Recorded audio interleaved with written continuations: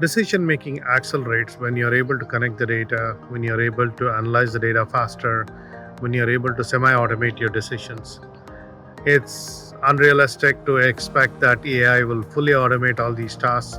But what is practically more optimistic or pragmatic is to expect that AI will be able to do part of the decision making or assist you with decision making, with you continue to be human in the loop.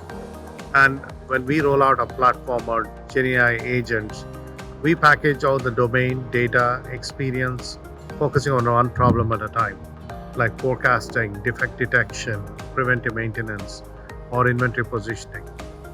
What we have seen time and again is unless it's connected all the way from the user perspective, the adoption is a challenge. So, just like when you buy a smartphone, you don't expect somebody to explain to you how the screen works, how the memory works, how the Wi Fi connectivity works. You expect it to solve a problem so that you can start using it, make your task more efficient and better.